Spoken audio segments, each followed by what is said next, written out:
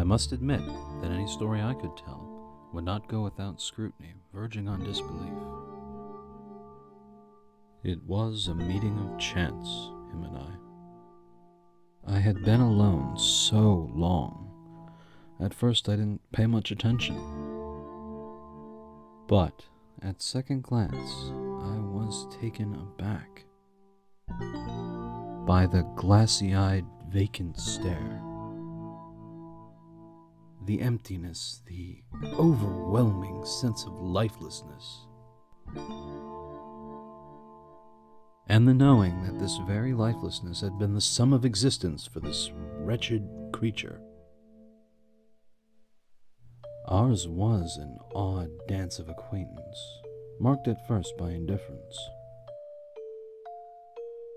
But eventually I found that pragmatism paid dividends. Indeed, he seemed a novelty at first, but after a while, he became useful. To be habitually overlooked affords one a certain freedom. I was not embarrassed to be seen with my newly acquired companion.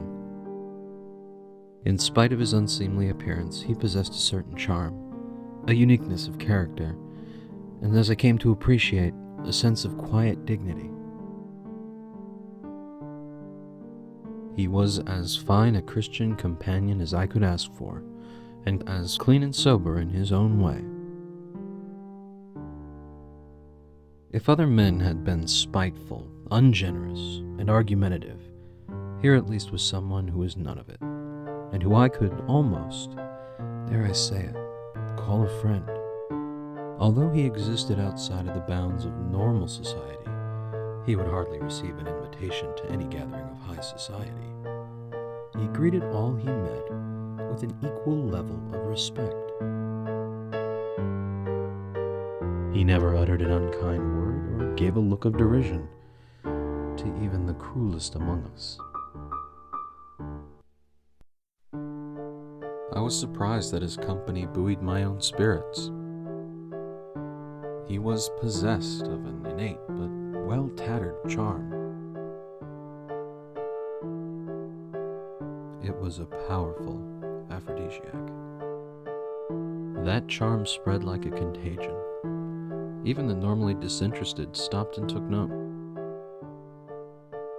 His void countenance, filled with an animation, passion, and humor before unseen, elicited mirthful and often generous responses from passerby. It was then I began to realize his true worth. He had wedged open my passage. My tolerance and acceptance by those typically dispassionate, if not disgusted by my presence. He became my rescuer, my lifeline. We spent our days pleasantly in idle pursuits, and lived comfortably enough for a time. You may have ventured to guess that this idyllic state of affairs was not everlasting. The avenue of the craven is well paved. The assailant charged with the grace and celerity of an eager child on Christmas morning. A dark cloud had formed even in the midst of our Eden, from which an unpleasurable, nay, fatal rain would fall. But the melee claimed no victor. Yes, ours was a meeting of chance, him and I. But my partner's death was far from serendipitous. It was in fact fated from the beginning, woven into the fabric of humanity. The most reprehensible vice harbored by men is greed. And it was that very obsession that hammered the death knell of our brief life together. But alas, as I have witnessed this inevitable collapse of human nature time and again, I will don the armor of patience and wait. I am, but only for a moment, alone again.